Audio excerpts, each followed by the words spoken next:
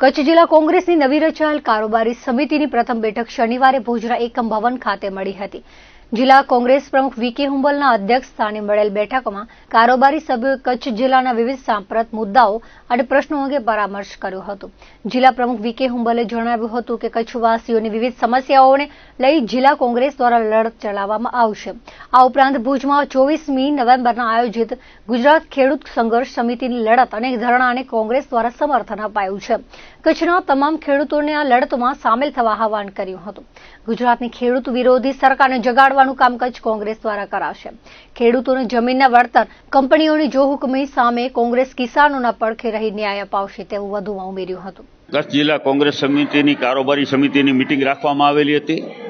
આ નવી સમિતિની રચના થયા પછી આ પ્રથમ મિટિંગ બોલાવવામાં આવી હતી અને ખાસ કરીને અત્યારે ખૂબ લગ્નો છે। આ 22 તારીખ કરીને 27 તારીખ સુધીના ખૂબ પ્રસંગો છે। એની વચ્ચે સમગ્ર જિલ્લા આવેલા હતા અને કારોબારીમાં એક તો ઘણા કચ્છના વિવિધ મુદ્દાઓ છે, એના માટેના પ્રશ્નોની આપ-લે કરી, સમસ્યાઓની આપ-લે કરી અને અહીંયા આપણે 24 તારીખના આવતી 24 તારીખના ભુજ મધ્યે ગુજરાત ખેડૂત સંઘર્ષ સમિતિ એ ખેડૂતોના પ્રશ્નો માટે, ખેડૂતોની સમસ્યાઓ માટે એમને કાર્યક્રમ રાખ્યો છે।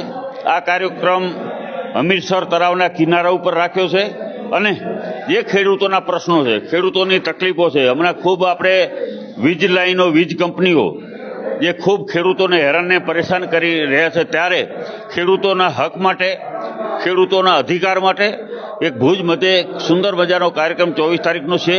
એમાં કોંગ્રેસના પણ ખેડૂત મિત્રોને અમે કહેવા માંગીએ છીએ કે તમે આ કાર્યક્રમમાં પણ ભાગ લો, જોડાઓ અને ખેડૂતોની જે વેદના છે, ખેડૂતોની પીડા છે, એ ખેડૂતોની વેદનાને પીડાને આપણે માની લો તકલીફો દૂર થાય એના માટેના કાર્યક્રમો કરવાના છે। કચ્છના તમામ ખેડૂત મિત્રોને પણ આહવાન કરું છું અને વિનંતી કરું છું કે આવતી 24 તારીખના 10:30 વાગે હમીરસરને કાંઠે એક કાર્યક્રમ રાખવામાં આવ્યો છે।